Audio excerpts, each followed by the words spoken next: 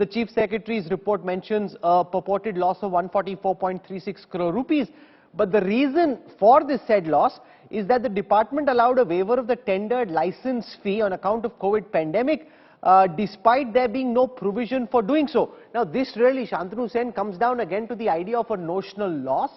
A notional loss is not a scam. If there's a pandemic and if revenue projections are not met with actual realization, forget what happens on TV and on social media. When this case reaches a court, the Aam Aadmi Party will turn around and say there was a pandemic, which is why revenue realizations didn't happen. How will the CBI be able to prove that Manish Sisodia benefited personally, which is also how someone like a Khani Modi and the others who are charged in 2G, like A. Raja, got away, because the agencies couldn't prove that last mile that money went. It looked as if there was something fishy, but they failed to be able to clinch the case. Could this be a lot of smoke and mirrors that in the end doesn't amount to anything, or could it? Shantanu Sen, how do you see all of what we know in the public domain so far?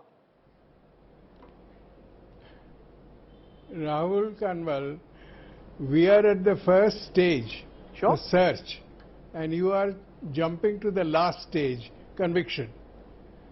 Just imagine, why we are here because the CBI was given a complaint on the 22nd of April by a competent authority, the Lieutenant Governor of Delhi. Sure. The Lieutenant Governor of Delhi is not merely a constitutional head, he has powers of his own, and especially on corruption, he enjoys full powers. The state government doesn't even have the anti-corruption agency under it. These powers are vested in him by the court and by the constitution. Now he decided on a report from the Chief Secretary to ask the CBI to look into this. This was on the 22nd of April. Correct. And today is 28 days later. CBI has moved into action. That doesn't mean CBI was not taking any action for the last 28 days. As I know the CBI has a crime manual, and that emphasizes the full verification of the complaint received. Whoever may give the complaint, even if he is not the competent authority, and the CBI wants to look into it, CBI will exercise full diligence. Look into the complaint and see if there is a material under section 154 of the CRPC to register an FIR.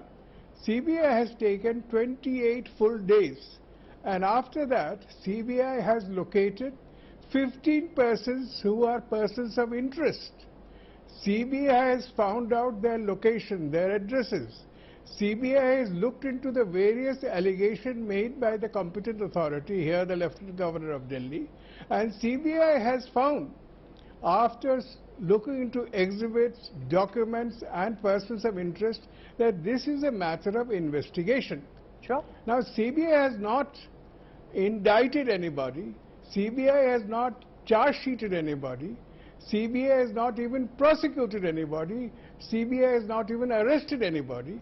CBI is merely exercising its duty to investigate on the basis of a complaint given by a competent authority. And you're absolutely right. In any case, the agency should be allowed to do its job, and nobody can jump in and prejudge what may happen at the level of conviction. But Shehzad Poonawalla, we've been down this road earlier. This idea of a loss to the public exchequer of 144.36 crore rupees, which is what the BJP is throwing at AAP's face in every press conference, essentially comes from the idea that the excise department allows a waiver of the license fee because of the pandemic, despite there being no provision for doing so in the license document. Now, AAP can turn around and say, sir, we had a pandemic, we didn't realize the kind of revenue, and we've seen exactly this argument being made at a much bigger scale in 2G, which ultimately amounted to nothing. You have to prove that Manish Sisodia took money, or people acting on his behalf took money. Where is that final link, that clinching evidence? Shehzad Poonawalla. Rahul, with all due respect, we are not talking about a presumptive loss here. I am talking to you about rules, laws, violation of all kinds of acts that are taking place at the behest of Mr. Manish Sisodia for a quid pro quo. Let me give you instance after instance. Please bear with me for just 30-40 seconds. I am telling you about how the cabinet had denied permission to Manish Sisodia. Despite that, a 50 rupee per crate discount was given to imported liquor in violation of the laws, which are basically the Delhi excise rules. Secondly, a 30 crore EMD, which was not meant to be refunded to the L1 of the airport zone because the L1 had to take the NOC. It was his responsibility. They even went to court. They I can did not respond to all of these, Rahul. Please, Rahul. I request you, Rahul. Let him speak. Rahul, the 30 crore EMD under the Delhi excise rules, under Rule 4811, was supposed to be taken by the government. It was not supposed to be refunded to the L1 if it failed to get the required NOC, no matter what. They went to court, they still failed to get the NOC from the airport, and therefore that 30 crore should have come to the government of Delhi. It was given to them. The 144 crore relaxation was also done. This is hard money going to the illegal beneficiaries.